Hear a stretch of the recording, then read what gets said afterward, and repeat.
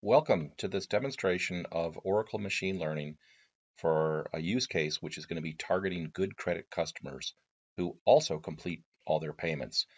So it's a little bit of a more complicated story than just asking for customers who have good credit, because you can just go to Experian or somebody and search for that, get a number. Here, what we're going to do is we're going to use Oracle Machine Learning to find people who have good credit rating, but they're apparently buying big ticket items like flat screen TVs and appliances, and they're not able to keep up with other payments. So they return the items, the company loses money, and what we want to do is try to avoid that. So we want to target customers who have good credit but also complete all their payments. Hi, my name's Charlie Berger. I'm the Senior Director of Product Management for Machine Learning, AI, and Cognitive Analytics at Oracle. And I'd also like to acknowledge some of my collaborators on this work, Devani Sheth, Sadesh, Ujini, and Derek Cameron, who have been all excellent in their collaboration on this project, and others like that. So the key to what I'm going to talk about is the fact that at Oracle, we have moved the algorithms to the database, not the data. So we don't take the data out of the database, we move them to the data, and that changes everything. And hopefully you'll see that in the course of this brief presentation to set up the stage and then demonstration. Oracle always requires us to have a safe harbor statement. And the goal of this is just an introductory sort of hands-on lab to walk you through how to use the Oracle Machine Learning Zeppelin-based notebooks that come with the autonomous databases. And we're going to interactively work with some data, build and evaluate some models, and we're even going to leave the results there so you can come back and look at them using Oracle Application Express or Oracle Analytics Cloud. So let's get into this. The product that we're talking about is now free. It's free and included in every instance of every Oracle database, Enterprise Edition, and the autonomous databases, the autonomous data warehouse, and the autonomous transactional databases. So Oracle Machine Learning extends the autonomous database, is what I'm talking about today, and enables users to build AI applications and analytical dashboards. Oracle Machine Learning delivers powerful in-database machine learning algorithms and integration with open source R and Python. Now, the integration with open source R exists on premise today, and the Python will be coming in autonomous very, very soon. So a little bit, you got to watch where you're getting it on premise. The R has been around for a while, and in autonomous, the Python will come first.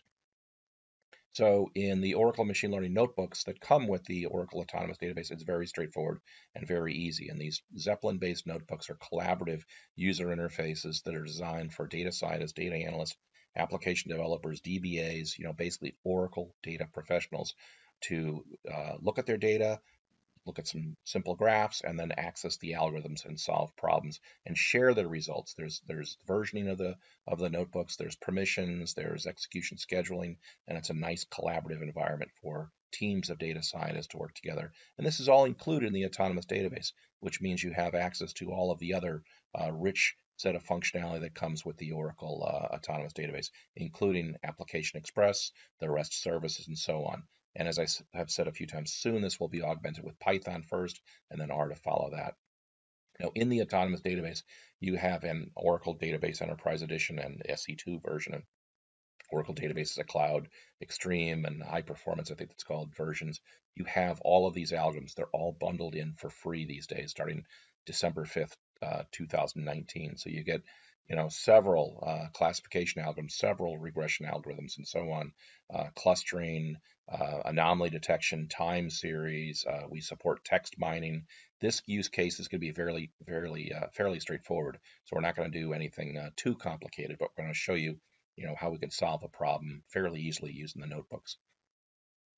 With each autonomous database comes a collection of example notebooks that we've put out there that are very, very straightforward and simple to use.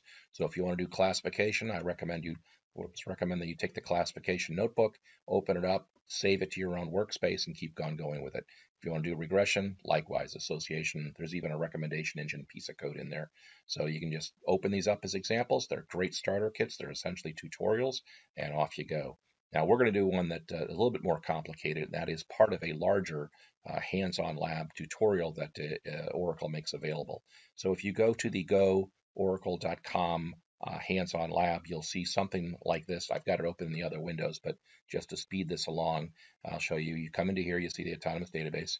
you click a little bit further, you start to see these labs, and the names could change. I'm told that they may change some of the names, but you go to the machine learning lab, um, and once you drill in there, you see the Oracle Autonomous Data Warehouse Cloud services for developers. And there's a scenario which I'm going to walk through live right now. So you go down to the machine learning lab, and it talks about the use case that we're talking about, where we're looking for some customers that have good credit but don't always make all their payments. So we want to sort of avoid the ones that have, what we'll call other credit, that don't keep up with their payments. They return the items and so on. There's a set of data that we use. It's called the Credit Scoring 100 data set, and that comes in the hands-on lab. There's pointers on how to load that data and get it going. So what you're going to do is you're going to log into the Oracle Cloud. I already have an account, so I'm going to log into the Charlie Cloud, log on in here, and I have my instance, my cloud name, and then I come in and select the autonomous database. And there are many other resources from Oracle that'll walk you through all of this. I come into the autonomous database, and to set things up, I need to first create a machine learning user. So you come in here as admin, you set up machine learning users. I've already done that. And so now I've logged in as the mere mortal user, the Charlie user, and I go in and look at my notebooks. So this is the notebook we're going to walk through, and I'll walk through this live now. So we're looking for targeting customers that complete all their payments. We want to avoid customers who have failed payments and involuntary churn, as we'll call it. So we have the scenario where we're selling large durable goods, flat screen TVs, appliances, refrigerators, air conditioning units, items that sometimes people say, I'll pay over a period of time, I'll make payments on this. And what's happening is, despite our belief that they have good enough credit to buy this, economic times, whatever, for some reason, they're not able to keep up with all their payments. So what we want to try and do is use past data about customers that have completed all their payments and seemingly look like good customers with good credit, but we want to add in this, do they finish their payments kind of concept. And we have over 100 variables. So we're going to use this data to walk through this scenario, and I'm going to try and keep it, fairly easy here, fairly straightforward here. So we have the business understanding. The first thing you want to try and focus on, a well-defined business understanding statement. So we're going to target, quote, good credit customers who can make all their payments and don't involuntarily churn. And we're going to walk through this machine learning process that is very popular and famous for many years, called the CRISP DM, cross-industry methodology, that says you need to think about your business understanding, then data understanding, data preparation, modeling, evaluation, and then deployment. And as you can see in the notebook, we've kind of set up these chapters. So let's go over to the live product at this point, see if I can get over there relatively quickly. And here we are. Now, first, I just want to show you there, here's the link here. I click on that, I go to this, then I go over to here, and I log in, and eventually I get into the notebooks that are out there. I'm using my own personal version of this right now, so I want to point out a few things here. First of all, you want to make sure you have your interpreters set up. These are the connections, the handshakes from the Oracle Zeppelin-based machine learning notebooks and the servers. Also, if I want to export this notebook at any point, I can just click on that, and it downloads and exports. Should have done that right there. Export this notebook. Oh, it did right there. There's the exporting the notebook. So I can do that, and I have this markdown language here that I can see the actual raw code. If I click on editor here, I can see the raw code, and so it's just markdown language. I can use different sort of hashtagging, hash marks to change the fonts of things. But I'm gonna hide the editor now, and I'm going to run that, and that just runs. So there's the markdown language, and it's a very nice way to kind of put your business problems and spell out the scenario. Also over here, I want to show it's very nice to be able to sometimes put a little picture in here. So there's a nice way of doing that. This tiny arrow, little trick, so you can go off and do that. And it's nice to be able to kind of jazz up your notebooks a little bit. So the very first thing we're going to do is business understanding. As I've said a few times, you want to avoid customers who fail to make the payments and involuntarily churn. I'll be using the Oracle Machine Learning's classification models in the autonomous database, and we're going to use this credit scoring 100 data set. So I've tagged the desirable customers as, quote, good credit in the data set, and those who are not so good, I think I've called them other credit. There's also links to documentation. There's a blog. We have information out on GitHub. I'll probably put this notebook out on GitHub shortly, so you can have access to that if you don't get it off the hands-on lab. And again, we have a machine learning process that I've just put in here as a little picture. And I want to set up the data here. So before I go too far with this, I'm going to say, well, let's take the data. It's set up in admin right now. I loaded it up as admin, and now I want to make it available to you, the Charlie user. So I set it up and I make it available as a view, and that took immediate. I guess it did that immediately. Now I want to view my data understanding. So I want to see, well, what are the tables that I have out there that I can see? And as I run that, it'll do a query and show me all the tables that are there. I think I got to get its attention there and run that. And there are all the tables. I won't try to go through every single thing here because it'll be a little bit slow and pedantic. But here I look at the potential variables that we may use. And I think I have about 100 variables in here. You can kind of see what they are. Some interesting variables about customers, customer ID, their earnings, their educational level, their Facebook influence score, their father's job, their gender, their health score. So a lot of data you can buy these days from Epsilon and various kind of data purveyors. And we've got a fair amount of data here, so we want to use that to build a good model. Next thing we want to do is review the credit scoring data. So I just want to look at the data here. Now, when I look at the data in the Zeppelin notebooks, if I have 1 billion records, the Zeppelin notebooks will by default just return the top 1,000 records for display. So sometimes you want to be cognizant of that. If I look at this, I just want to put a governor on here and say, well, row number is less than 1,000 or less than 100, just to get a quick kind of perky performance, just for the visualization aspects of this. If you're going to do your modeling, of course, you want to do it on all the data, but I want to see the data there. And if I want to make it any kind of graphs, I can do a bar chart, a pie chart, a area chart, a line plot, and a scatter plot. And I can download the data and do various things here. And I can also view the settings, which I will show you later on. So now I've run this and I've said, well, show me the data with credit score bin, and I want to see what's out there for the data. So what I'm noticing here is that the good credit customers who make all their payments, they're hard to find. There's not as many of these guys as I would like. So I'd like to have more of these guys, but I am trying to find the rare ones here. I can also do graphs of this. I can do graphs of that. And again, I just run the graphs and I see my results. And see if I get its attention here. So it's running and doing the graphs. I can change the settings over here and bin this by something else. Make sure you have like customer ID count rather than sum. Things like that are the things you'll kind of sometimes make mistakes on. I know I do. And then now I want to show the customers by the maximum credit card amount spent. So I have a hunch that the maximum credit card scores that I get from, say, Visa or whatever are good indicators of this. So I can do that and run that and see the data. Over here, I've run another one where I've done, and notice I can do little things like sample. So I want to take a 10% sample right here. So some of my queries I try to put a few little tricks in here, or we tried to put a few little tricks in here, Devani, Sadesh, and Derek and myself. And for you to, use this code, just, do some tricky things if you want. Now, here's an optional thing that you do not need to do. And as we go forward with more of a graphical user interface, we'll automate a lot more of this. Right now, you're using pure SQL to do these things. So if I want to do something like bin the data and make histograms of everything, well, I can do this. This created histogram bins for every single variable out there.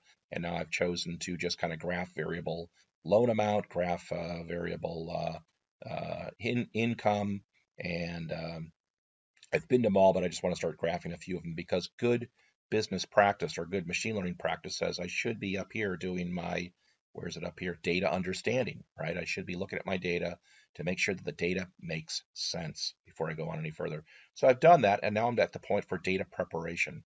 Now, it's demo data, so we've already kind of cleaned up the data for the most part. There are some other things I'd like to add in here for stratified sampling, for showing some dealing with missing values, but there's a lot of automation that we provide as well, so this is not always necessary. We did throw in this example here about how to recode a variable. So in another notebook, what we're going to do is bin the customers into low, medium, or high, sort of a standard recoding thing, and I just want to show you how you might do that. But we've got it commented out. We're not actually doing that. Now we're up to the next stage where we're doing model building. And in this notebook, we're going to build attribute importance models and classification models. And you can refer to the documentation to see more information on that. But we're going to go down to here and we're going to say, let's run an attribute importance to see what are the attributes most associated with differentiating good credit and other credit customers. So let's go into here and let's set this up and run this. I guess I already did click on it. So click on it again. There we go, running it. And it's running on the 100,000 records, and it's doing something called a minimum description length algorithm. And it's walking over all the 100 and something variables and 100,000 records. And it's completed it in what? 8 seconds, I think. So it does it very, very quickly on all that data, because I think of it, I have not moved the data out of the database. I've brought the algorithms to the database. So I'm doing all my machine learning, all my Python or R or SAS or SPSS like use of algorithms, except I'm using the in-database implementations of these same classes of algorithms. So they're all inside the database for me to use. And so now I've seen, I can show the top attributes here. And as I go down to some of these settings, I can choose what I want to include in the model. I can rotate or change around or wrestle around with some of the fonts down at the bottom. Maybe change the width of this to be a larger, I've got it at 8, I could change it to something else. There's a lot of little tiny widgets and things you can twiddle with here to get this to lay out the way you might want to have it lay out optimally. I'm going to run it again, but I've already done this, so I'm just going to save some time here, 9 seconds to do it for the maximum credit card spending amount. I just thought this is so easy, I might as well do it again. And here is now the attributes that are most associated with the maximum credit card amount that we found out. So that's kind of interesting. And for every attribute you have, you could just run a script or run a loop or whatever to find all the attributes that are associated, that influence the other attributes. That's kind of powerful. Next, we're up to the point where we're going to create a train and test data set. So we want a 60-40 split. So we're going to use this little random sample of 60% little trick here that we've provided. And I'm going to run this. If I can get that guy's attention. And I guess run. There we go. And so it's going to run, and it's very quickly, 0 seconds, it actually did something there. It's going to split the data, and now I have a train and test data set. So first thing I'm going to do is I'll just click first and then talk about what I'm doing here. So I'm running the decision tree first. So the way it works is the decision tree creates a model. If there's already a model out there, I want to drop that model so I don't, clobber the model. I don't have a clash. So I drop the old one, I build a new one, and I'm using this create model to syntax, which just basically says I don't have to do the model settings table. I just kind of, deliberately declare what my settings are, and I'm taking all the defaults on this one. So it's built a decision tree in 9 seconds on 100,000 records inside the database. And now I want to use that holdout sample, and I want to evaluate the accuracy of the model using lift charts and cumulative gains charts. So I've done that, and it happens very, very quickly here. And then the next one, I think, as I go down here, I have another one. It's taking a little bit longer than I was hoping for here. If I go down a little, there it's done. If I go down a little bit further here, I have a support vector machine. Now, the last time I ran that, it was a whopping 25 seconds, and then 10 seconds. So I'm going to skip that. Here is a random forest, 13 seconds. Let's give that a quick go here. So let's run a random forest. And I could have added in a naive Bayes. I could have added in a generalized linear model. We have, as I showed on the earlier slide, we have a number of different algorithms that we provide. And so it's going to run off and build the model in short order here. So I've run, I guess, 3 different models right now. I could do more, and I could have more settings here. I will do the evaluation of the test and the cumulative gains and lift chart kind of computations. And then when I'm done, I've got several different models. So I'd like to join all those together. So I have a little script here that joins these guys together and gets it ready to go off and build my comparison here. So I've already joined those together. I've already run this. And so now I can kind of look at this, and I can compare the naive guess, which is this diagonal line here. And I can see how well each of these different algorithms are doing compared to the naive guess. So it's a nice way to evaluate. You could spend hours, looking at and discussing and arguing which is the best model, but they're all I see a little bit of if I enlarge this and change some settings, might get some slightly more interesting battles to be fought out here. But notice I wanted to show up here, I'm running the SVM Gaussian model. So I could change and do another one with linear models. I could change different settings and growths of the trees and so on. So I've just taken 3 just to show some simple comparisons.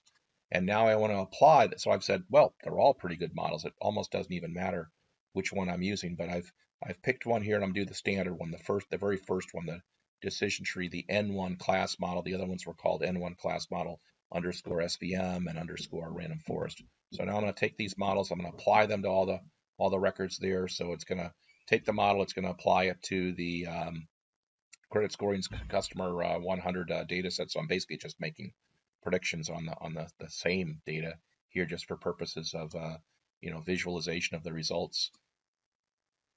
Now I want to drop the predictions table and create a new predictions table here, just so I can have this all set up so that I can come back and look at this from, say, something like Oracle Applications Express or Oracle Analytics Cloud, or any visualization tool that you may have. It's all there sitting in the database waiting for you to use in whatever way you want to use this. I can even do real-time predictions, sort of what-if analysis here. And what's kind of fun here is, and you can do little tricks in the what did I do there? You can do little tricks here in the code with little drop-down menus. But see if we can get this guy's attention here. So interestingly, there is a field here that's called, are you rich or are you poor, or are you, I don't know, medium or whatever. So if I change this and say, well, actually this person comes in at their customer segment category here is not rich as wealth, it is, I thought I got that guy to go there, right? So I changed the settings on here, and I should get different predictions. Yep, now they're not very likely at all to be a good credit customer here. So we can change that back in the future. I'm going to update this scorings table so I have it available for, say, Oracle Analytics Cloud or Application Express to come in and see it. And then I am going to just verify that this table I've created exists with all of its predictions at the very end. So I have the customers, all the information about them, but I've added this additional table that says what's the probability they have good credit. So I can sort these guys, ascending, descending, a lot of little widgets and capabilities here in the Zeppelin notebooks to do that. And so I am done. So success. You have used the Oracle Autonomous Database and Oracle Machine Learning to build and apply models that help your business proactively target customers who can complete all their payments. And so that's the exercise I wanted to walk you through. I'm going to go back to the slides just to close out with a couple other points. So this is what I have walked through: the good credit customer, simple exploratory graphs in the data understanding. Now we're starting to build the models here. We've split the data into training test. We drop and then build and evaluate the classification models. We did 3 different types of them. We have the comparative cumulative gains and lift charts and confusion matrix, a number of different things we could have, looked at there. We took kind of it lightly here and did it kind of quickly and simply. We're going to apply the model to make predictions. We have all the results. We're going to leave the results in the autonomous database because that's where they belong with all the rest of the data. And we could go on and do more and more predictions about, just about anything you might want to predict in there. But wait, there's more. There's Application Express. Now, I didn't set this up for exactly the same scenario, so I'm switching gears here a little bit and using some demo assets that are from some other stuff I've done that I think came out nice. I did this with David Peak, the product manager for Oracle Application Express, and also Dan McGann, another product manager over there. And we have the predictions for, in this case, it's a good or bad bottle of wine, but we can see the predictions by country. So it's very, very sort of nice and interesting to take the predictions and insights and view them further using another tool like Application Express. But wait, there's more. And this is now using the Oracle Analytics Cloud. I could just as easily come in from Oracle Analytics Cloud. And I did this work with Francesco Tissot from Rittman Mead on some webinars about trying to pick a good bottle of wine. But I can come in here and say, I've made a prediction and I've sorted them by the price of the wine and the probability that that batch of wines would be good, because I'm trying to find a good bottle of wine in the bargain bin. And I could kind of peruse this data by country, by province, by variety, and look at all the predictions and the probabilities. So it really empowers users to come in and look at the predictions and the insights from whatever tool you want to use: Application Express, Analytics Cloud, or any data visualization or dashboard, or in fact application that you want. That's it. If you want to get any more information, you can Google it or just go to oracle.com/machine learning. And thank you very much for all your time and attention.